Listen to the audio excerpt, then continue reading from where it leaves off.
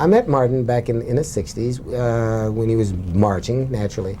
And he had a thing about him that, number one, it was exciting to be on a march. A march was exciting in itself. That way, I didn't know if it wasn't a matter of being there for the movement at that time. It was there for me because I was a filmmaker and I saw a chance to make a film more so than the movement itself. Although later on I found out what it was all about. I mean, really went into depth in the movement. But at the first time, it was like there's a black man and a black subject and black people, so that was exciting for me right there. So Martin asked me to come on and shoot several marches.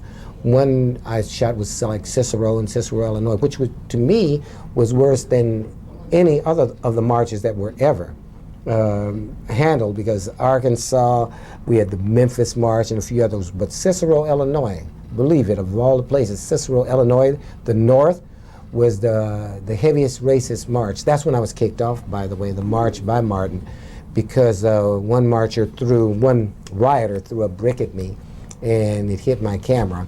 And so, you know, many years ago, I was taught it's better to give than to receive.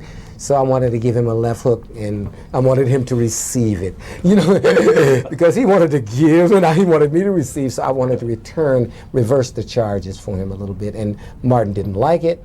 I didn't like it because Martin didn't like it. And I didn't like to be thrown at, you know, so we didn't get along too well later on at that moment, but later on I began to love the man and really appreciate what he was doing. And I miss my friend Martin now.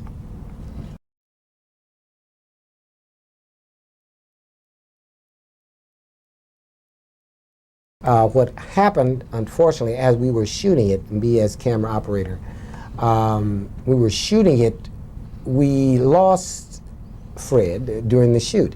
So we then changed it since we found out that it was a murder and it was by the police, and we thought that, and I still think that, and now it's proven, that these are the things that we needed to change the name of the movie, for one, you know, from Black Panther to the murder of Fred Hampton, to amplify the fact that police can murder you. And I caught a lot from that one. I caught a lot of static from that one later on. The people that made it, a lot of the people that worked with us, they all went on to do bigger and better things. Mike Gray went to LA and he wrote the China Syndrome, and he was very successful. I went to LA and I worked on PM Magazine after that, but never major features, because I guess I was kind of like white ball at the time, so, and that's what we call it, you know. You know, I mean, it's not black ball. Black guys never did anything really to me, but guess we were white ball at the time.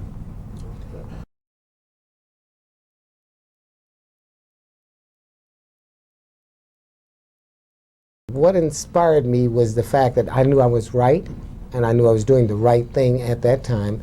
It wasn't the fact that you would never see these films. It was the fact that I knew that the things that I was looking at is that when I was doing them, they were for me. Stokely Carmichael, H. Rap Brown, and those films. They burned down my house. I think I'm pretty sure that the police burned down my house because it was burning from the front and the back. I had tons of films of Stokely Carmichael, H. Rap Brown, quite a few of the old revolutionaries back in those days. So I knew I was a target, you know. So, but it didn't bother me. That was interesting to me. It was like this was exciting. So I didn't take things I took them serious, but I didn't take them so. But the excitement outlived the serious of my whole basic camera career.